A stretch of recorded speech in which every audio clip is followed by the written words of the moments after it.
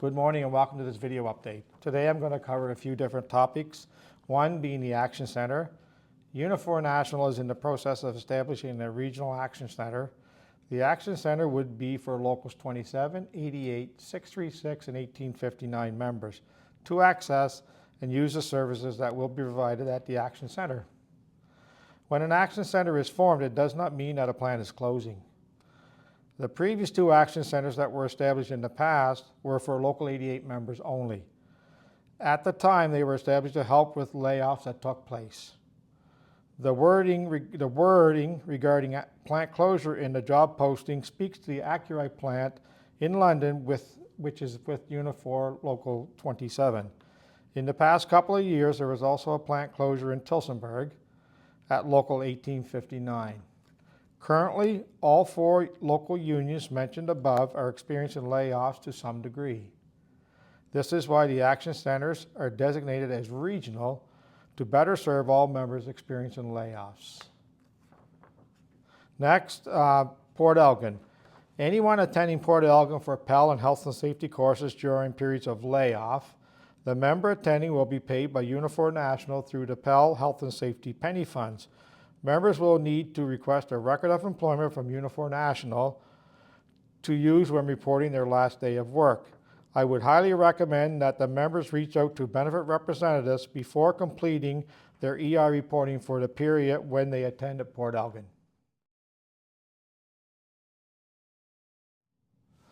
The next topic is social media. Members need to be careful when commenting on social media. There have been cases where workers have been disciplined up to termination for comments made on social media regarding fellow workers and their employers. Remember, it is the employer that does the laying off employees, not the union, and the employer is responsible for notifying the employees.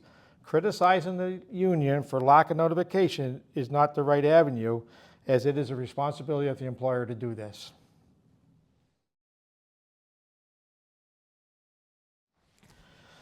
Election Day in Ontario. Thursday, February 27th is Election Day in Ontario. Take the time to vote, as every vote counts. When voting, ask yourself what your candidate's position is on issues that affect you and your family.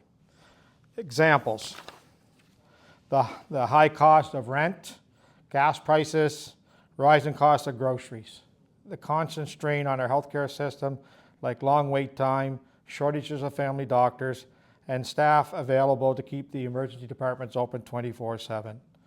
The constant pressure to privatize our healthcare system, which will end up being not accessible to many citizens in the province of Ontario. Every vote counts, so make sure you exercise your right and vote. Thank you.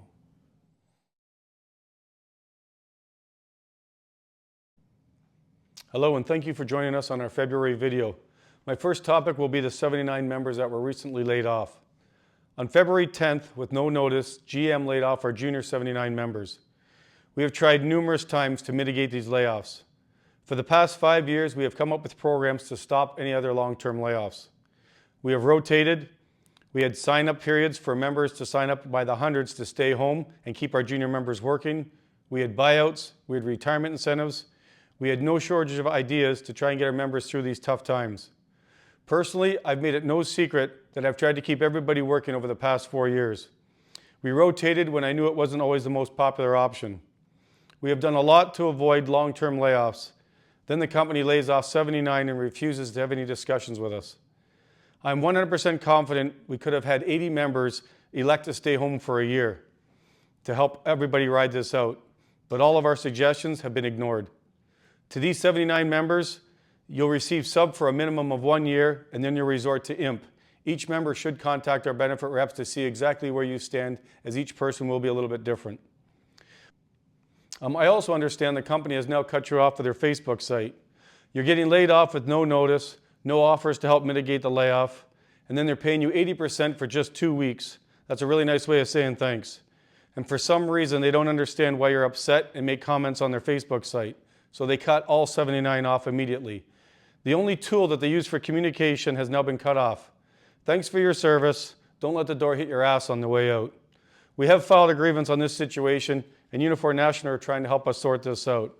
I just want to remind those people that anything officially that comes out of our office will be posted on our website. My next topic is bargaining issues. It was certainly a nice change of pace at bargaining when head office of GM gave us a nice speech about understanding what our members have gone through for the past 4 years and some of the programs that they agreed to implement to help us out. We have filed 2 grievances on the 2 programs that GM is now refusing to acknowledge. The 7%. The 7% contribution for periods of layoffs for our DC members was supposed to start January 1st.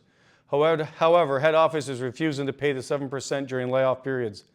The letter does state it will be paid during periods of retooling, but I need someone to explain to me when the retooling has stopped. We have always been in a constant state of flux. Over Christmas, we moved hundreds of pieces of equipment, brought in new equipment, and it has never actually stopped the movement in the plant. Our old stamping shop today is currently getting torn out and more equipment will be getting added. The battery department have so many contractors in there reprogramming the lines as engineers that their work has never stopped moving. And yet layoffs continue and the company continues to refuse to pay the 7%. We have filed a grievance, we did the step 3, and we're having this grievance go through the steps.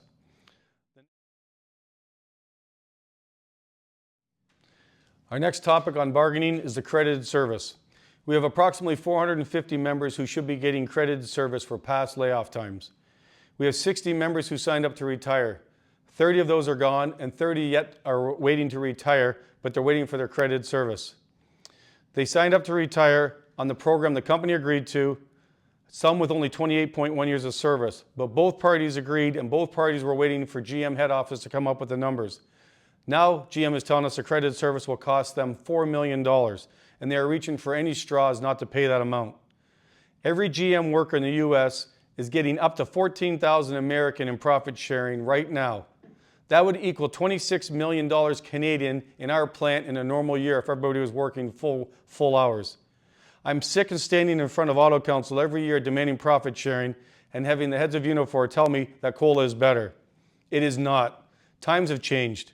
But I think CAMI can afford to pay $4 million to cover the cost of an agreed to bargaining item when we should be getting $14,000 US, but instead we're getting COLA. Again, it is GM head office that are tracking this back and they're not paying it. That the intent was to pay. We have filed a grievance on this as well, and we have done the step 3 last week, and we are now pushing this on to step 4 and get it to arbitration. My next topic is a GM purchase program. Recently, GM did an audit on our GM purchase program, especially those members who are using the family option. Your dad's best friend is not your uncle. Your best friend's kids are not your nieces and nephews. GM have the right to demand that you prove that your family is actually your family. If you're selling family discounts for cash, GM's going to consider it fraud. Fraud will end up getting you terminated. If you have done it in the past, you need to stop. If you get offered cash in the future for family discounts, it is fraud. We don't need a 30-second debate on this. It is fraud. You are going to be terminated.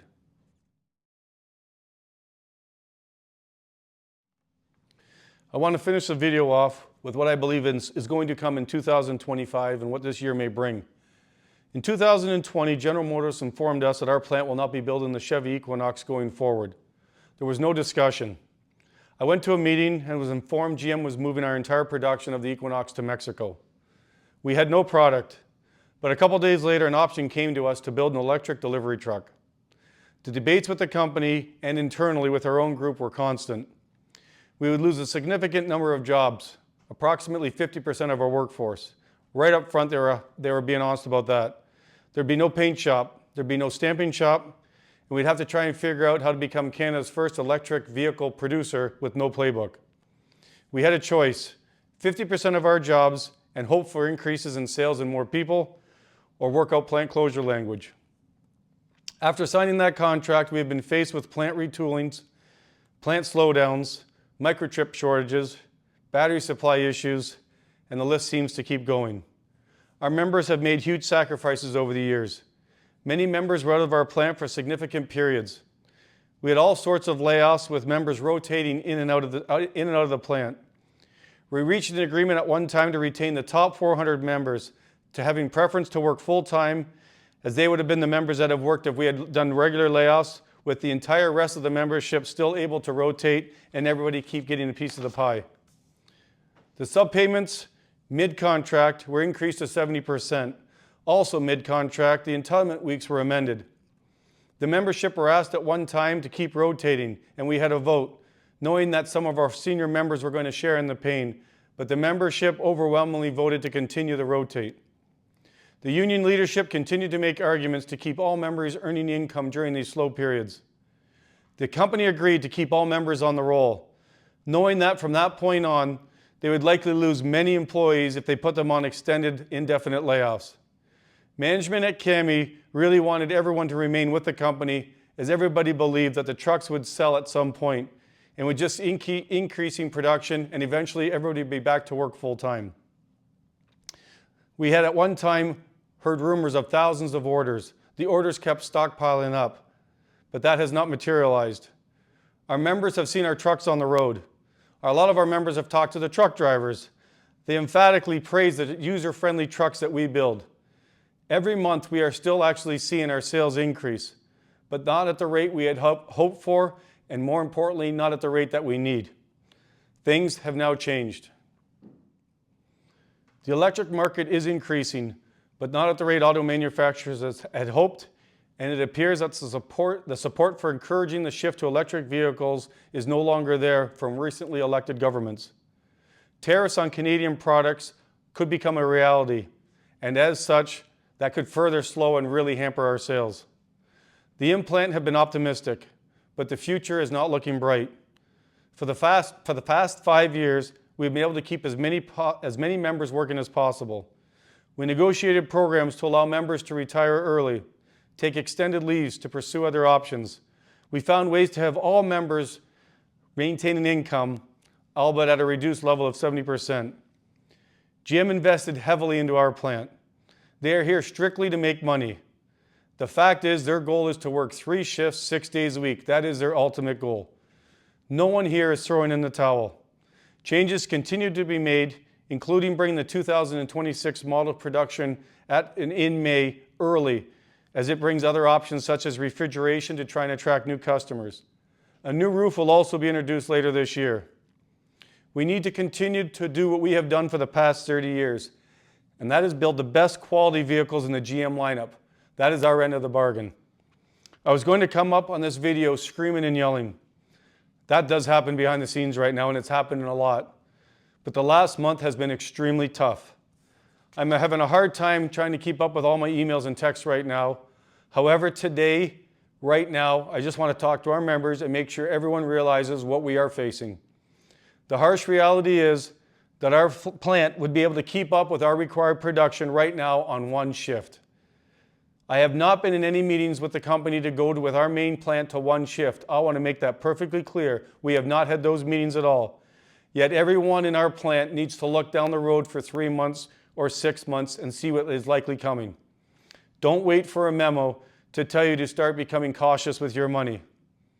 From our end, GM laid off 79 people and refused to discuss and come up with any plans to mitigate these layoffs. That sent us a clear message. If long-term reductions are coming, we are going to purify. Whether it's the battery or the main plant, if the company is going to force reductions on us, we're going to purify and follow the contract. There are options out there. We can add additional vehicles to our lineup. Maybe there's other options to bring ICE options and electric back to the same vehicles. At any time, we are ready to engage with this company and try and come up with options to keep all the work we possibly can or find new work for our plant. We have proven through the years we are simply the best workforce in the GM lineup. We encourage our members to follow our website. If anything becomes official, we will post it on the website. There are non-stop rumors, probably more rumors now than there ever has been in the past. If you want facts, email me, call one of the committee people, but follow our website. We will post whatever is factual, and we'll try and keep everybody up to date every day if we can.